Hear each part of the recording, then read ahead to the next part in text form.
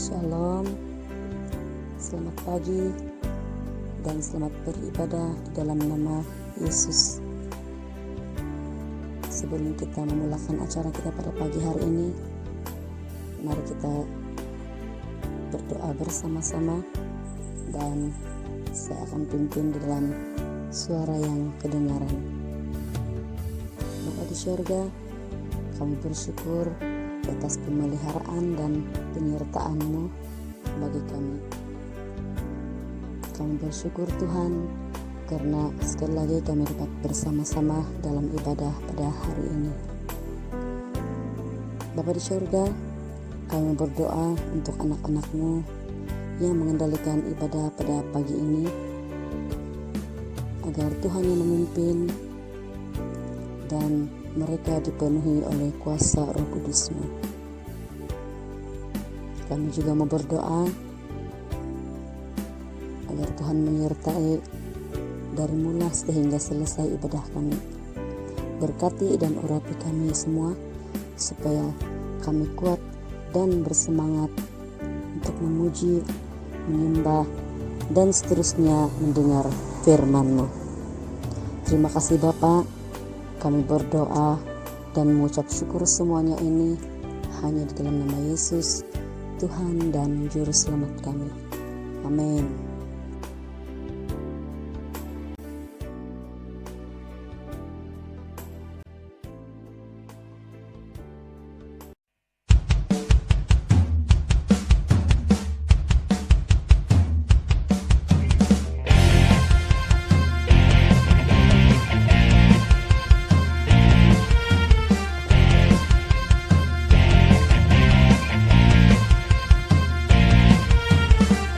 Terpujilah nama-Mu Tuhan, kuat dan penuh kemuliaan. Satu suara kami nyatakan, kebesaran-Mu tetap selamanya. Terpujilah nama-Mu Tuhan, ajaib dan penuh keagungan. Satu hati kami nyatakan, kerajaan-Mu kekal selamanya.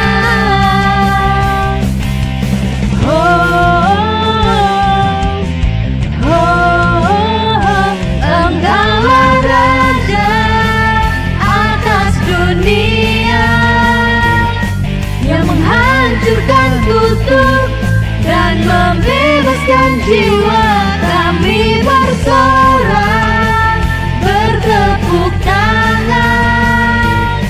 Engkau Tuhan berjaya dan memerintah untuk selamanya. Terpujilah nama-Mu Tuhan, ajaib dan penuh keagungan. Satu hati kami nyatakan, kerajaan-Mu kekal selamanya.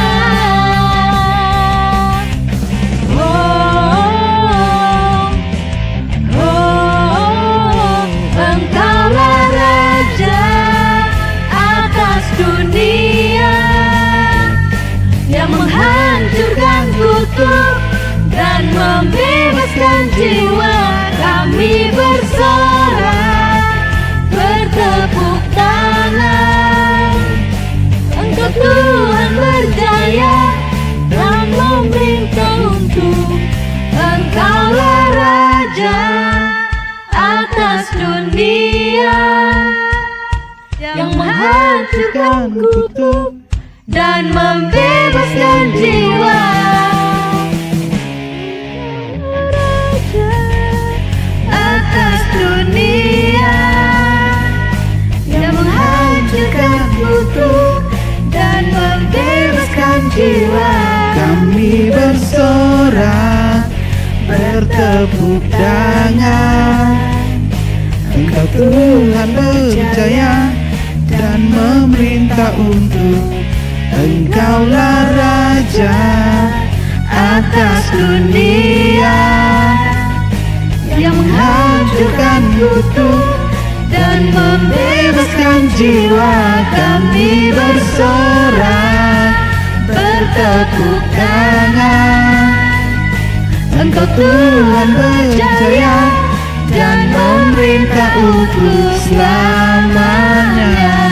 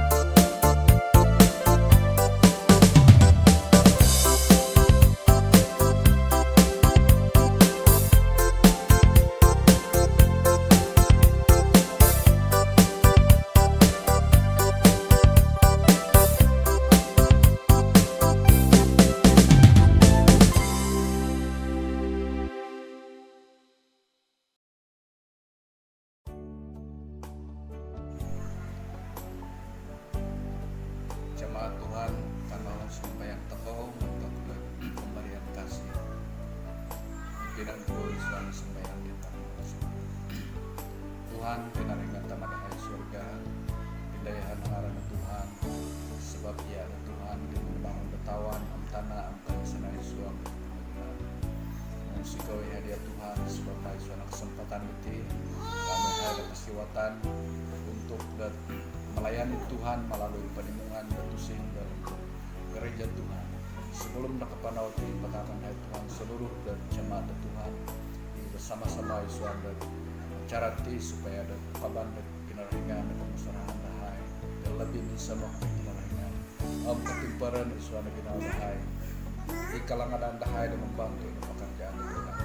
Berkatain seluruh jemaat Tuhan supaya ada terima-terima ada kirata iman dahai ada kesarian kesehatan di tahapan di kinarahingan mentang dahai harap pada ginau dan mentang datang anak Tuhan dari suatu tempat itu di lembusan pemusrahan dahai Tuhan untuk langadan dan membantu pekerjaan Tuhan isem kayak gaya ngaran Tuhan dari suatu gereja ti polisikan Tuhan berkatai seluruh jemaat Tuhan berkatai usaha-usaha di jemaat Tuhan supaya semakin hari semakin harap kecukupan dahai dan mentang berkat pimpinan polisikan Tuhan yang tidak sembahyang dahai berkatan dahai suara ngaran datama tanah pamrusa detaina Tuhan akan pemasalahan.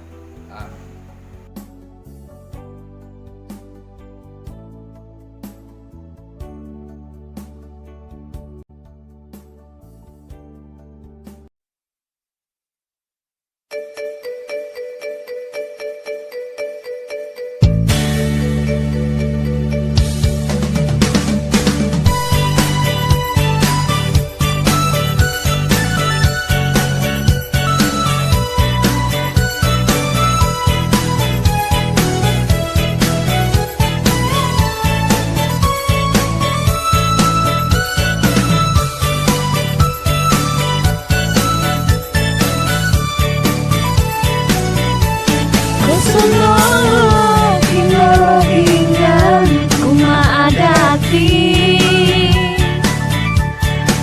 Sindan mantanku lukis sombaino Noila andai Om no purimana Ai sesuai Iya no oi Tuhan Kusuno kinorohinya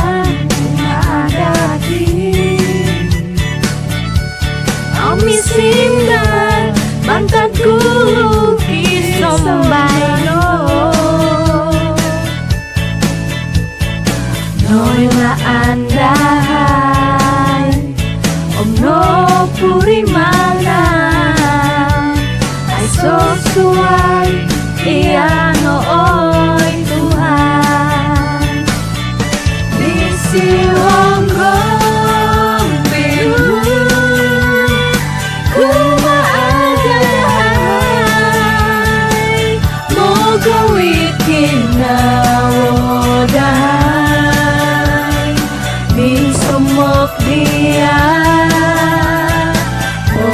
Kau Tuhan, kesiananmu pikir tada.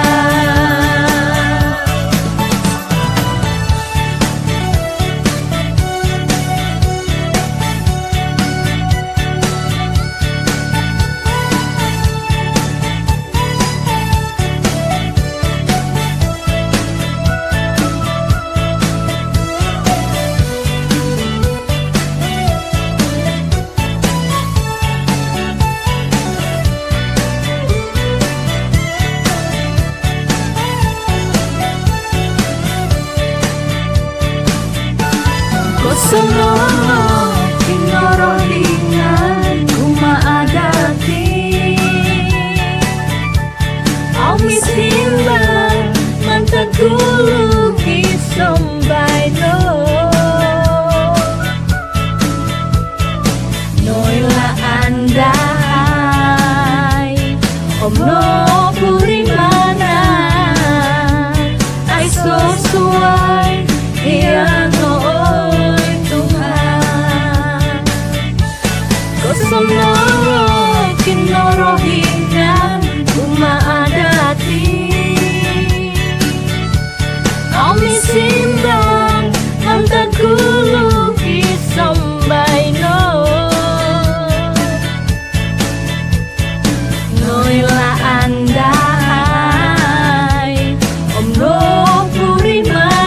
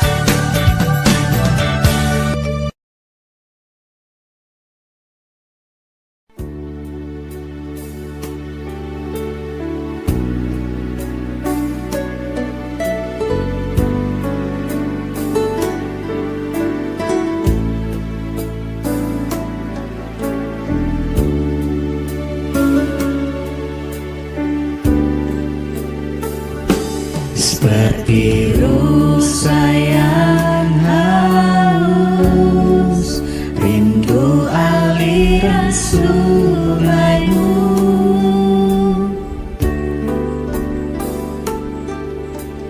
Hatiku tak tahan menunggumu.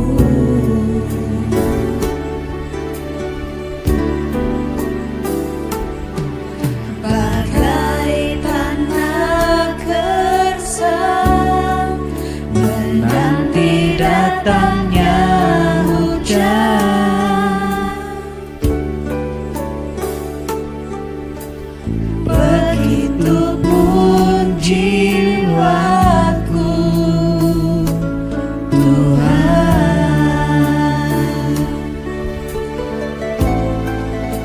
Hanya Engkau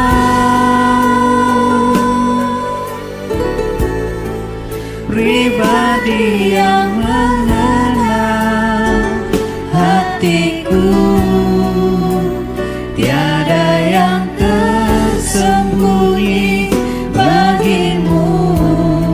Seluruh isi hatiku Kau tahu dan bawaku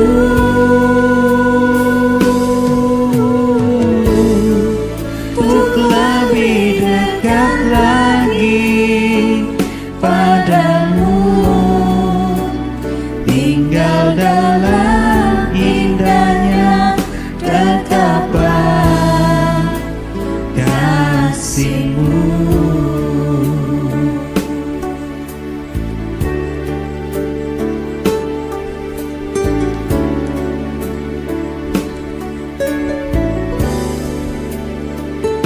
Seperti rusa yang haus, rindu aliran sungaimu.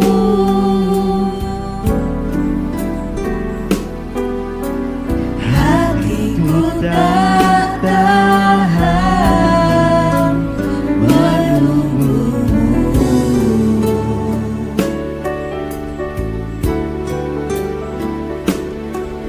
Bagai tanah gersang menanti datangnya hujan,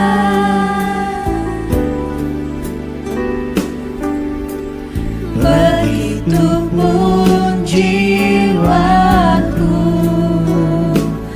Tuhan.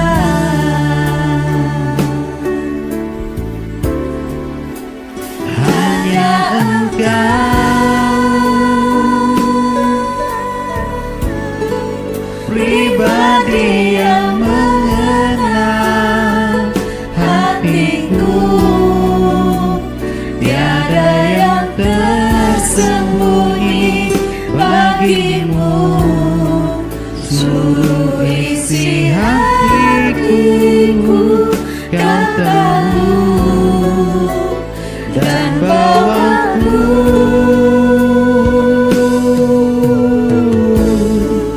untuk lebih dekat lagi padamu,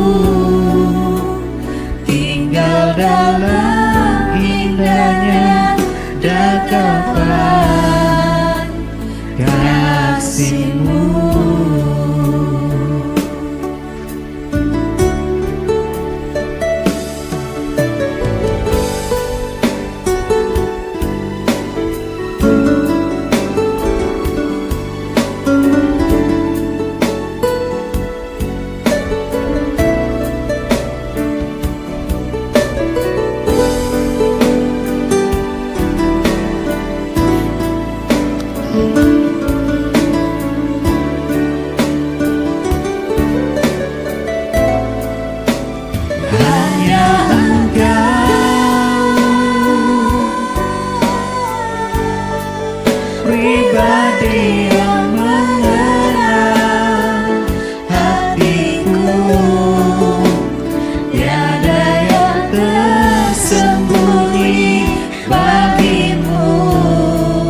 seluruh isi hatiku, Kau tahu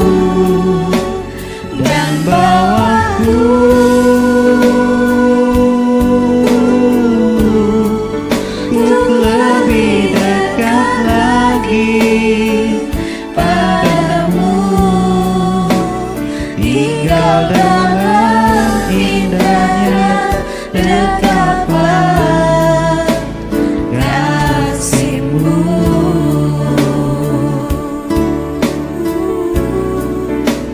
Tinggal dalam indahnya dan tapan kasihmu.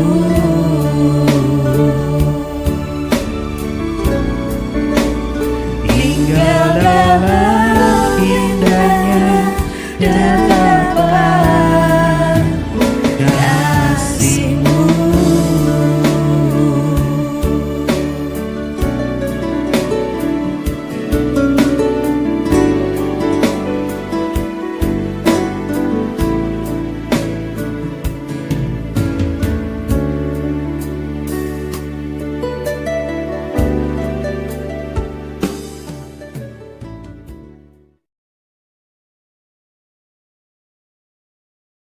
Shalom saudara yang dikasihi Tuhan.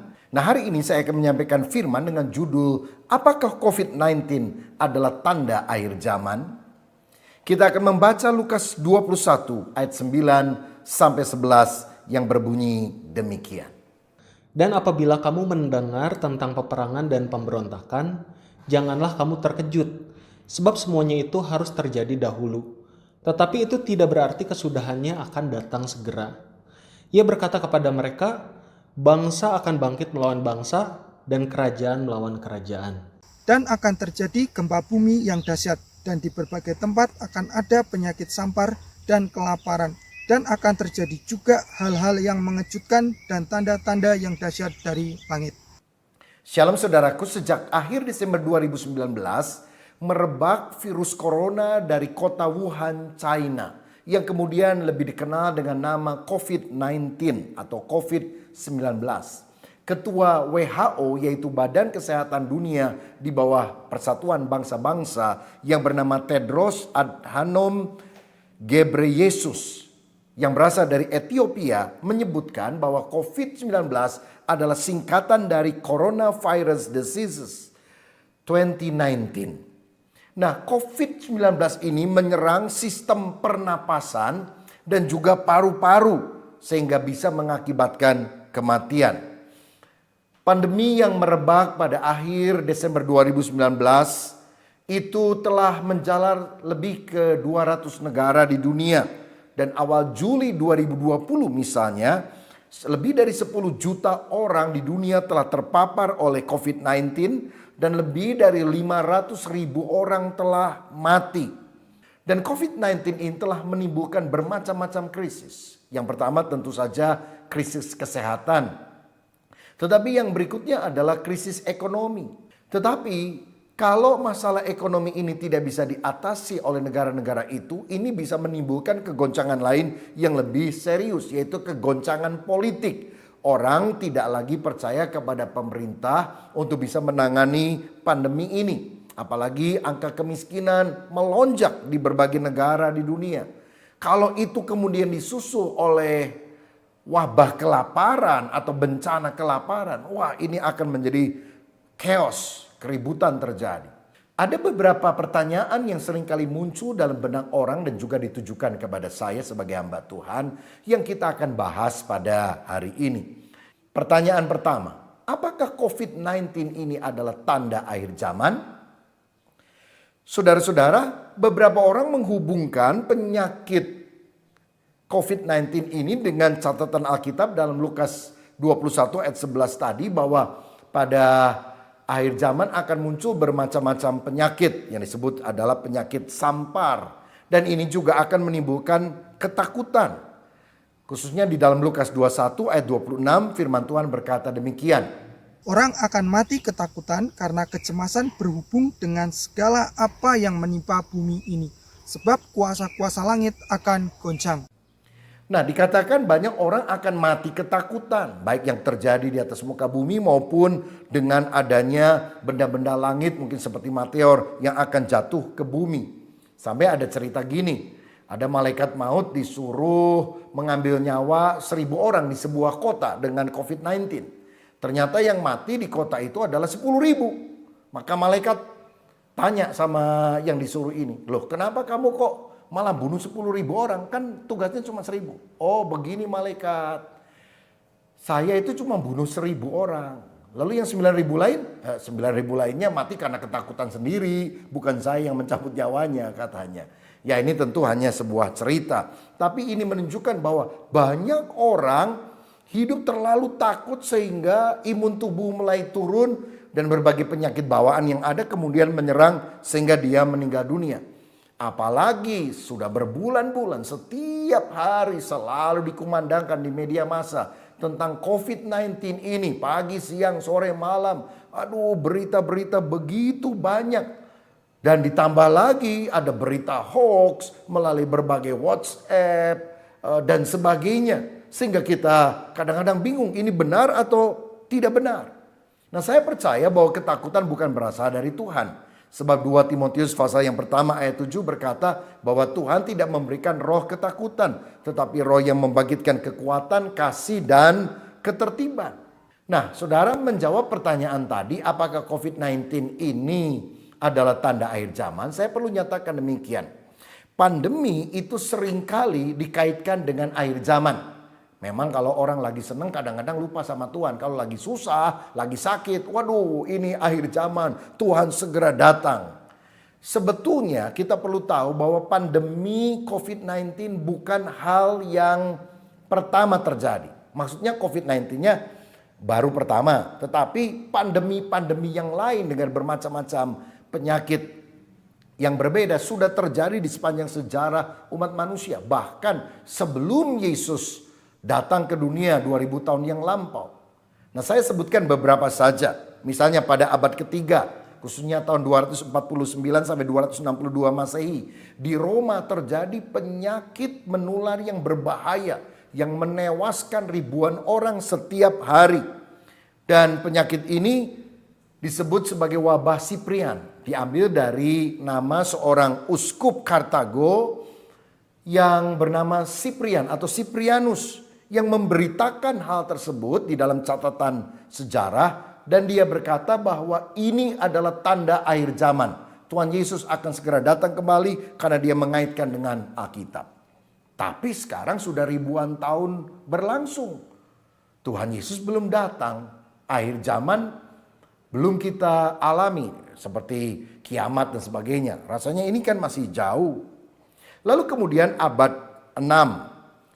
Kaisar Justinian, ya ketika dia memerintah, itu juga dilanda negara Eropa, Roma dan sebagainya dengan wabah yang lain.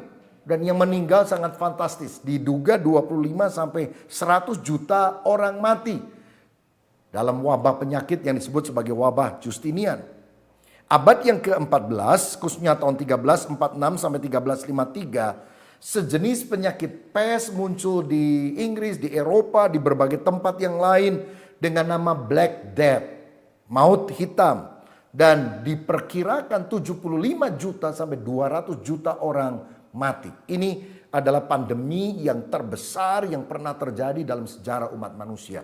Jadi walaupun 500.000 orang yang mati karena COVID-19 itu jumlah yang besar sampai bulan Juli 2020, tapi dibandingkan dengan pandemi lain, ini masih belum apa-apa. Tahun 1918 sampai 1920 ada wabah yang disebut sebagai Spanish flu, walaupun bukan berasal dari Spanyol. Yang kena penyakit ini lebih kurang 500 juta orang. Dan yang mati setidaknya 10%, 50 juta orang. Itu abad 20 loh saudara sekalian. Abad di mana kemajuan modern itu mulai terjadi. Setelah itu kita juga mulai mendengar di berbagai negara muncul berbagai penyakit. Ada yang HIV atau AIDS, ada wabah Ebola, flu burung, flu babi, nyamuk Zika, dan bermacam-macam epidemi yang melanda dunia. Nah, berarti di setiap zaman itu banyak sekali wabah-wabah yang terjadi. Jadi, apakah COVID-19 ini adalah tanda akhir zaman atau tanda Yesus segera datang? Jawaban saya bukan. Alkitab memang tadi berkata akan ada penyakit sampar, peperangan, gempa bumi dan sebagainya. Tapi ini merupakan tanda yang pernah terjadi di sepanjang sejarah. Tanda-tanda umum apa yang akan dialami oleh umat manusia yang sudah dinubuatkan oleh Yesus 2000 tahun yang lalu. Lukas 21 ayat 9 tadi berkata, sebab semuanya itu harus terjadi dahulu, tetapi itu tidak berarti kesudahannya akan datang segera. Jika demikian, bagaimana kita memandang COVID-19 ini? Saya melihatnya sebagai bagian kondisi mendekati akhir zaman. Kalau boleh dibilang ini adalah persiapan lah atau latihan menjelang akhir zaman. Karena pada waktu akhir zaman kita akan melihat di dalam Alkitab ada banyak hal yang jauh lebih mengerikan daripada COVID-19 ini. Hal yang jauh lebih dahsyat dari ini belum apa-apa. Pertanyaan yang kedua yang seringkali muncul. Mengapa sudah ada orang yang bisa meramalkan wabah COVID-19 ini sebelum peristiwa itu terjadi? Misalnya saudara, ada seorang penulis buku fiksi sebetulnya namanya Dean Koontz. Pada tahun 1981 menulis sebuah buku yang berjudul The Eyes of Darkness, Mata Kegelapan. Dia menulis tentang akan adanya virus mematikan sejenis pneumonia yang menyerang paru-paru dan saluran pernapasan yang diberi nama Wuhan 400. Kok bisa ya persis namanya dengan penyebaran COVID-19 yang berasal dari kota Wuhan. Kemudian ada seorang psychic yang bernama Sylvia Brown yang pada tahun 2008 menulis sebuah buku namanya End of Days, Hari yang Terakhir, yang berkata bahwa pada tahun 2020 akan muncul sejenis penyakit pneumonia atau pernafasan paru-paru yang akan melanda seluruh dunia. Walaupun dia sudah mati beberapa tahun yang lalu, ternyata ramalannya itu terbukti. Kenapa kok bisa ada orang yang secara tepat menunjukkan apa yang akan terjadi pada tahun ini? Namanya juga sama, Wuhan. Saudara-saudara, menjawab hal tersebut, saya akan menjelaskan. Yang berkaitan dengan hal-hal yang akan datang itu biasanya bisa bersumber dari 3 hal. Yang pertama disebut sebagai nubuat atau prophecy. Yang menyampaikannya adalah nabi atau prophet, yaitu seorang hamba Tuhan yang mendapatkan pengetahuan atau pewahyuan itu dari Tuhan yang Maha Tahu. Sehingga jelas kalau itu adalah nubuat dari Tuhan pasti terjadi, tidak mungkin tidak terjadi. Di dalam Alkitab misalnya ada banyak sekali nubuatan dalam perjanjian lama yang disampaikan oleh bermacam-macam nabi yang berbeda tentang kelahiran seorang juru selamat dunia, seorang Mesias yang namanya adalah Yesus dan sebagainya. Dan ternyata setiap ciri daripada nubuatan ini tergenapi dengan sempurna karena sumbernya adalah dari Tuhan yang Maha Tahu.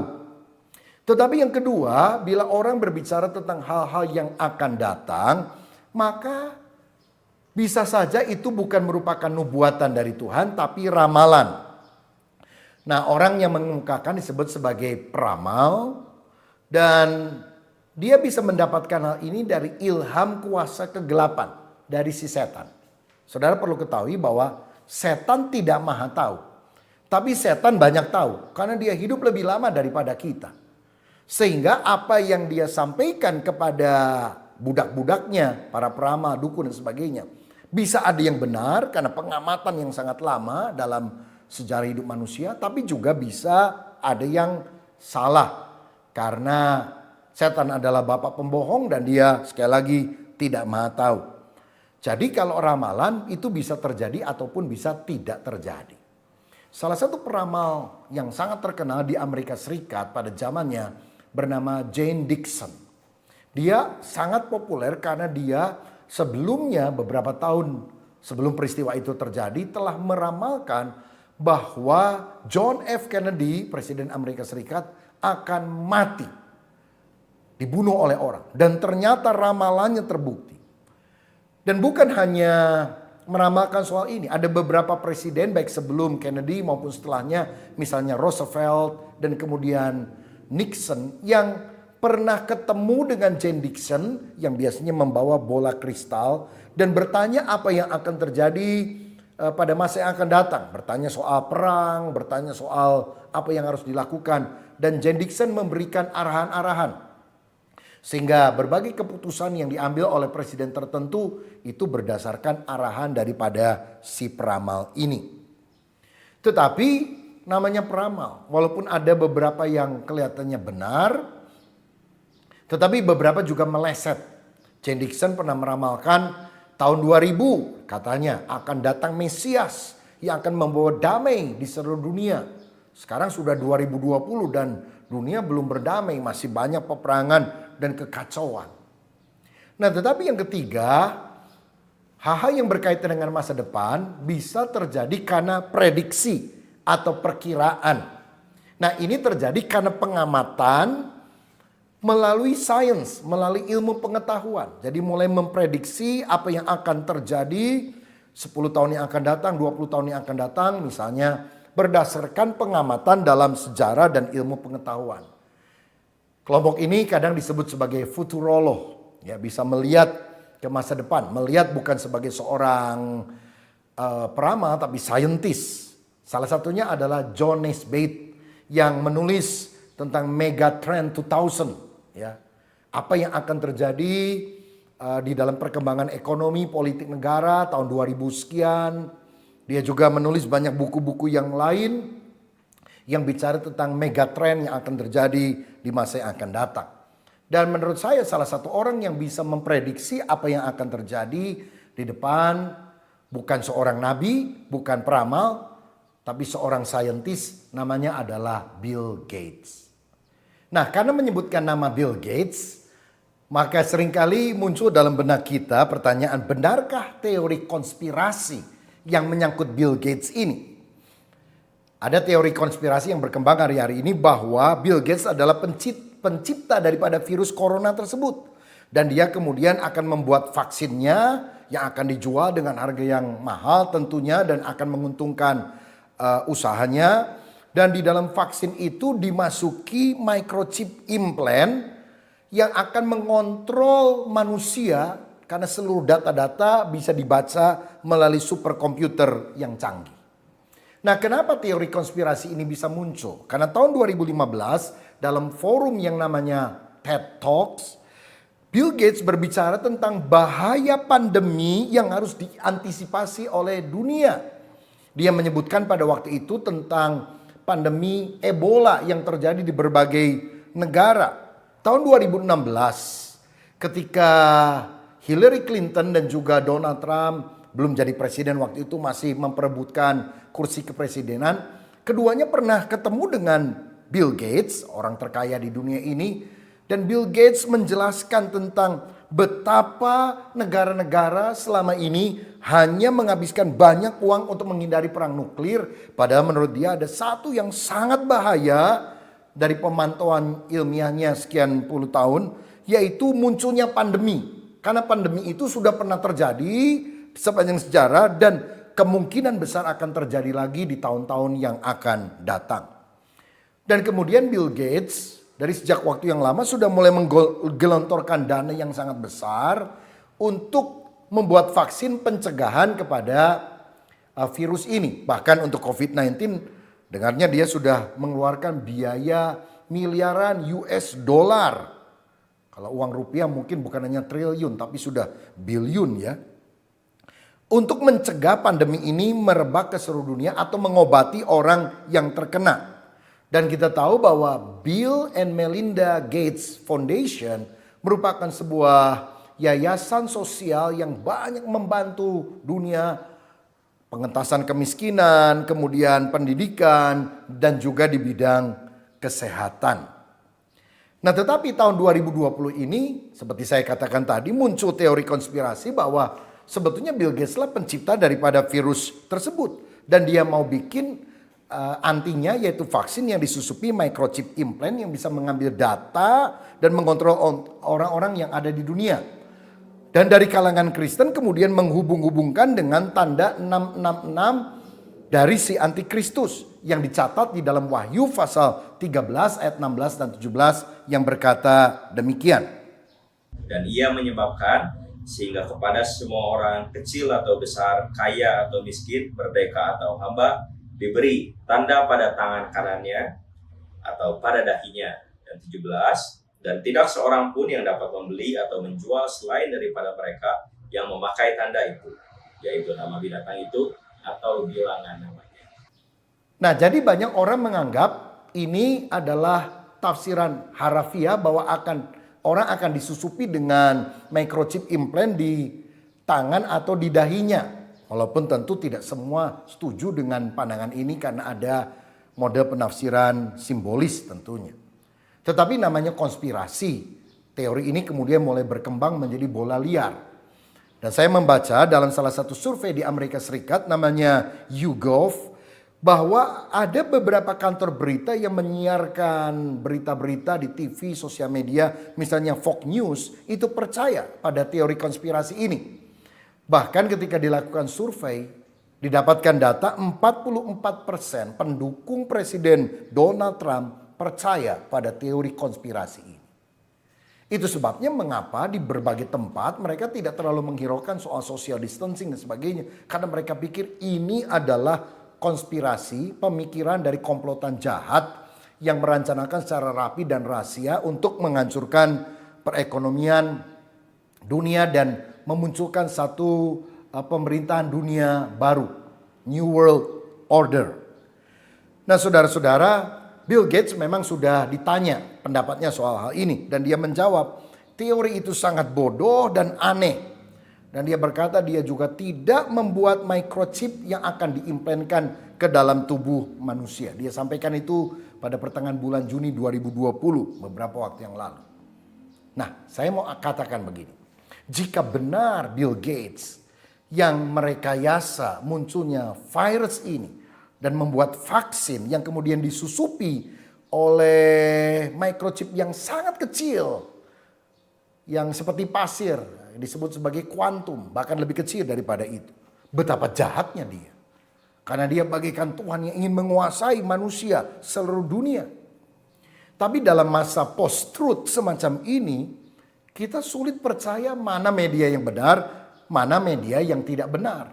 Karena kita tahu ada seorang yang pernah mengatakan hal ini, kebohongan yang disampaikan sekali adalah kebohongan. Tapi kalau disampaikan berulang-ulang, itu akan diyakini oleh banyak orang sebagai kebenaran. Nah, kalau Bill Gates memang punya rekayasa jahat itu, betapa jahatnya dia. Tapi seandainya tidak, seandainya memang dia murni karena panggilan kemanusiaan ingin membuat obat, vaksin untuk bisa menyembuhkan orang-orang yang sakit itu, betapa jahatnya orang yang menuduh dia melakukan sesuatu tindakan jahat padahal tujuannya adalah tujuan yang mulia. Yang benar yang mana? Kita semuanya tidak tahu. Sehingga menurut saya sangat berbahaya kalau kita langsung menerima mentah-mentah percaya kepada teori konspirasi ini. Sebab jangan-jangan kita percaya kepada hoax dan kemudian kita menjadi agen untuk penyebaran hoax tersebut. Kita harus selalu waspada terhadap berita sosial media hari-hari ini. Kita harus saring sebelum sharing kepada orang lain. Saudara, hanya firman Allah yang sebetulnya dapat kita percaya. Dan kalau kita memberitakan firman tentang keselamatan dalam Yesus dan sebagainya, itulah satu-satunya berita yang dapat dipercaya dan bukan hoax.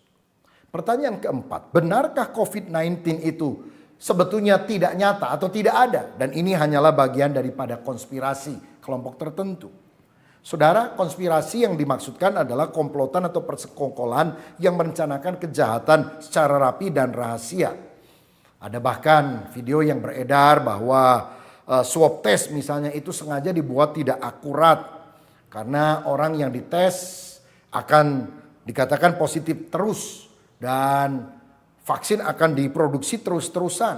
Dan orang akan ditato dengan sertifikasi digital, yaitu bagi siapa yang sudah divaksin dan kapan. Lalu mereka akan mendapatkan certification mark. Dan disebutkan sebagai mark of the beast, tanda daripada binatang itu, yaitu 666. Nah, apakah itu benar ataukah ini teologi cocoklogi atau kirata, dikira-kira supaya nyata?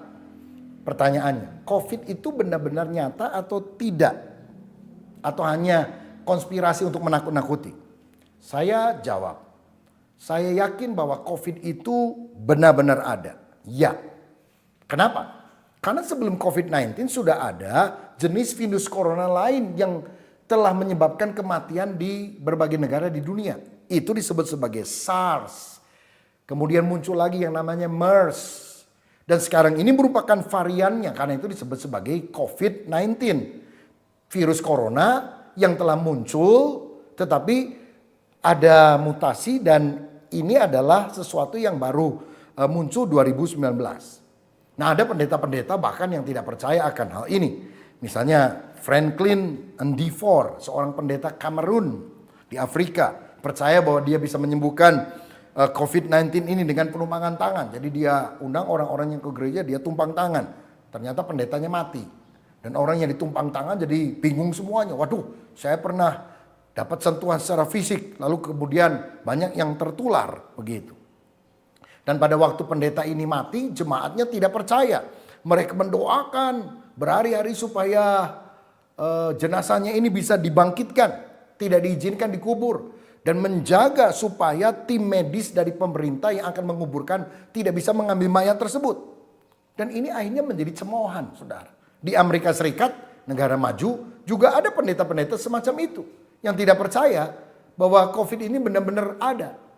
Dan ternyata dia meninggal dunia karena penyakit tersebut. Jadi apakah COVID ini benar-benar penyakit? Tentu saja. Nah, jadi kalau misalnya vaksinnya diketemukan, boleh tidak divaksin. Nah, vaksin itu apa sih? Itu virus yang dilemahkan. Sehingga ketika disuntikan kepada orang, maka muncullah antibodi yang akan memerangi virus yang sudah dilemahkan itu sehingga virus tersebut kalah atau mati dan orangnya sehat. Sampai hari ini tidak ada bukti bahwa microchip itu sengaja disusupkan ke dalam vaksin tersebut. Nah, jika itu baru berupa asumsi, teori konspirasi, saya rasa ketika memang nanti akan ada obat atau vaksin apapun untuk menyembuhkan dan ada berita yang menentang supaya jangan nanti ini dimasuki dengan microchip dan sebagainya. Bukankah orang bisa mati karena tidak mau divaksin padahal pertolongan itu sudah ada. Jadi selama tidak ada bukti yang jelas, masih teori konspirasi, sebaiknya kita jangan berspekulasi dengan hal semacam ini. Sebetulnya vaksin itu sudah dilakukan dari sejak dulu-dulu. Di tangan saya ini ada bekas vaksin cacar. Kalau dulu ya orang yang sudah 50 tahun ke atas itu pasti ada vaksin cacarnya. Lalu bayi-bayi sekarang juga divaksinasi di posyandu, puskesmas, di rumah sakit. Vaksin cacar, vaksin difteri, tetanus, kemudian hepatitis dan sebagainya. Dan selama ini tidak pernah ada ketakutan akan disusupkan chip implant dan sebagainya. Dan jika memang vaksin itu adalah sesuatu yang seperti vaksin-vaksin yang lain untuk kesehatan manusia, why not? Kenapa tidak untuk kita menerima hal tersebut? Kecuali kalau memang benar-benar bisa dibuktikan ada implant chip dan sebagainya, ya tentu kita harus waspada akan hal tersebut.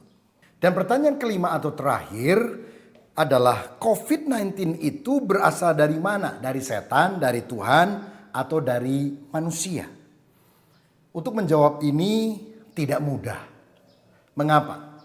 Yang pertama, sebab bila itu berasal dari iblis semata, maka kuasa kegelapan bisa diusir dalam nama Yesus dan pasti akan segera lenyap.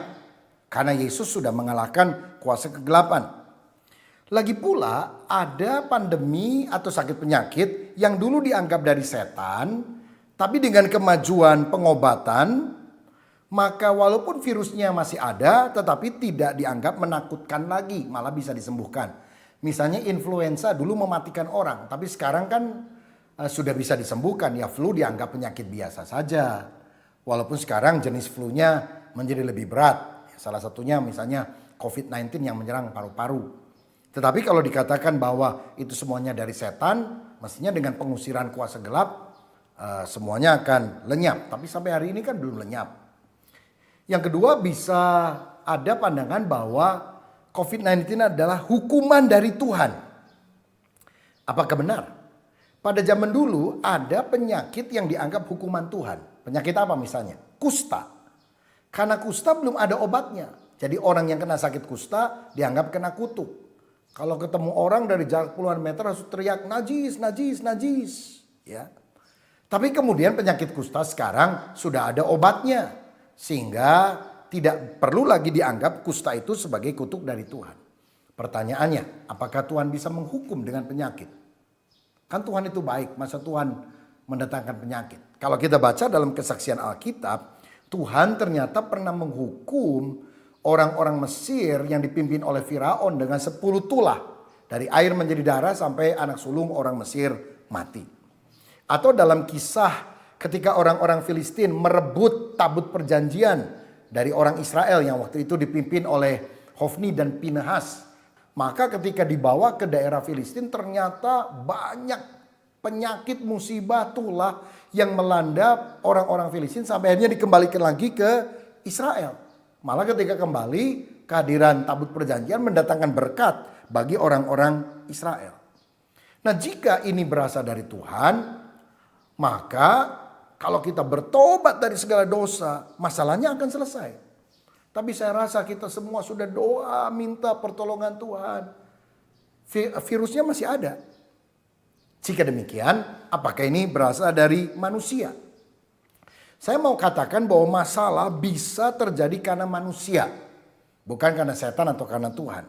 Maksudnya begini. Di Indonesia kadang-kadang hampir setiap tahun ada kebakaran hutan. Nah yang menyebabkannya siapa? Setan atau Tuhan? Tentu bukan keduanya. Siapa? Manusia yang membakar hutan tersebut. Demi kepentingan ekonomi dan sebagainya. Kalau ada banjir, tanah longsor menyebabkan bukan hanya korban harta tapi juga korban jiwa. Apakah kita bisa berkata, Tuhan kenapa engkau kejam, engkau izinkan semuanya terjadi? Lalu Tuhan akan tanya, kamu babat hutan, kamu tidak melindungi lingkungan dengan baik. Demi keserakahan, kenapa yang disalahkan adalah Tuhan atau yang disalahkan adalah setan? Karena manusia yang melakukan kesalahan. Nah jika demikian apakah COVID-19 ini bisa merupakan rekayasa manusia? Muncul teori konspirasi yang lain ini saudara. Oh katanya ada laboratorium di Wuhan ya yang menyebabkan hal ini yang kemudian terlepas itu virus-virusnya. Ada yang bilang oh sebetulnya diciptakan di Amerika Serikat. Lalu kemudian dibawa ke Wuhan oleh tentara-tentara tertentu yang ingin menyebarkannya menjelang tahun baru Imlek di mana jutaan orang akan bepergian ke berbagai daerah di China sehingga terjadi penularan. Beberapa penemuan terakhir malah mengatakan bahwa jauh sebelum terjadi di Wuhan, maka virus COVID-19 ini sudah terjadi di Barcelona, di Spanyol. Wah, jadi yang benar yang mana? Nah, berarti jangan kita masuk kepada perdebatan yang sifatnya spekulatif yang merupakan asumsi dari teori-teori konspirasi ini. Jika demikian jawabannya apa? Virus COVID-19 ini kok bisa terjadi dari mana? Saya mau jawab bahwa penyakit termasuk COVID-19 itu terjadi akibat kejatuhan manusia ke dalam dosa. Ketika Adam dan Hawa melanggar perintah Tuhan akibat bujukan iblis, makan buah yang dilarang oleh Allah untuk dimakan yaitu pengetahuan baik dan jahat, Tuhan sudah berpesan, pada hari engkau memakannya kamu akan mati. Sebelum manusia pertama Adam dan Hawa berdosa, tidak ada penyakit, tidak ada kematian. Kematian datang, penyakit datang karena manusia berdosa. Dan kita harus sadar kita hidup di dalam dunia yang tatanannya sudah rusak. Dengan demikian peristiwa buruk apapun bisa melanda dunia karena dunia berada di dalam suatu kondisi yang sudah berdosa. Tatanannya sudah rusak. Nanti di langit dan bumi yang baru yang diciptakan oleh Tuhan tidak akan ada dosa. Dan pada waktu itu tidak akan ada penyakit, tidak ada kematian, tidak ada air mata lagi. Tapi selama kita hidup di sini, maka peristiwa-peristiwa yang buruk bisa saja menimpa. Sekali lagi karena kita hidup dalam dunia yang sudah jatuh ke dalam dosa. Nah, jadi membahas lebih lanjut soal sumber tadi. Ada 3 kemungkinan yang kadang orang bersimpang pandangan. Ini bisa merupakan teguran atau hukuman Allah. Bisa saja. Tetapi saya katakan tidak semua termasuk COVID ini merupakan teguran ataupun hukuman Tuhan. Bisa ya, bisa tidak. Dan kalaupun Tuhan mengizinkan sesuatu, tujuannya adalah untuk mendisiplin agar manusia bertobat, beribadah dan memuliakan Allah. Salah satu contoh di dalam Alkitab 2 Samuel 24 ayat 15 yang menceritakan Daud sombong menghitung jumlah orang Israel tanpa diperintahkan oleh Tuhan. Lalu akhirnya hukuman Tuhan tiba. 70.000 orang mati hanya dalam 3 hari. Solusinya apa? Mereka bertobat, mendirikan mezbah, lalu tulah itu berhenti. Nah, jika COVID ini memang hukuman Tuhan, sebetulnya waktu kita mendirikan mezbah, berdoa, berseru kepada Tuhan, wabah ini pasti akan berhenti. Tapi bila tidak seperti sekarang, apakah kita bisa berkata ini hukuman Tuhan? Dan kita kemudian berkata orang yang kena COVID pasti dihukum oleh Tuhan. Bukankah kita tampaknya tidak berempati kepada orang-orang percaya yang meninggal dunia, pada mereka punya iman yang teguh kepada Tuhan. Yang kedua, ada orang berkata ini bisa dari iblis. Tapi dalam pengetahuan atau seizin Tuhan. Karena Tuhan itu berdaulat dan maha tahu. Dan kalau Tuhan mengizinkan dalam batas tertentu, dalam kemahatauannya, dia pasti akan memberikan jalan keluar. Nah, saya melihat contoh Alkitab kasus Ayub itu sangat baik untuk menjelaskan situasi ini. Ayub adalah orang yang baik, yang saleh, yang dibanggakan Tuhan, tapi kemudian mengalami musibah. Karena yang pertama kejahatan manusia. Ayub 1 bicara tentang orang Sheba dan orang Kasdim yang merampok harta atau ternak daripada Ayub. Yang kedua, ini bisa disebabkan karena serangan atau pencobaan iblis. Sehingga Ayub mengalami banyak kesialan, bahkan badannya penuh dengan borok. Tapi yang ketiga, ini juga bisa merupakan ujian dari Tuhan agar Ayub makin dimurnikan. Supaya dia tetap beriman dalam segala situasi, baik senang ataupun susah, tetap bersyukur, dan akhirnya dia dipulihkan dan diberkati 2 kali lipat. Sehingga bagaimana sikap kita sebagai konklusinya? Saya percaya bahwa masa sulit seperti ini merupakan masa padang gurun. Tetapi di masa padang gurun Tuhan memanggil kita jangan bersungut-sungut seperti orang Israel. Tapi pegang janji Tuhan, isi pikiran kita dengan kebenaran firman sehingga selalu optimis. Pelihara iman, jangan jatuh karena berbagai berita hoax. Dan tetap menjadi berkat, tetap menjadi terang. Berbuat baik kepada orang yang membutuhkan dan memberitakan Injil. Alkitab berkata dalam 2 Timotius 4 ayat 2-5 demikian. Beritakanlah firman, siap sedialah, baik atau tidak baik waktunya. Nyatakanlah apa yang salah, tegurlah dan nasihatilah dengan segala kesabaran dan pengajaran. Karena akan datang waktunya, orang tidak dapat lagi menerima ajaran sehat, tetapi mereka akan mengumpulkan guru-guru menurut kehendaknya untuk memuaskan keinginan telinganya.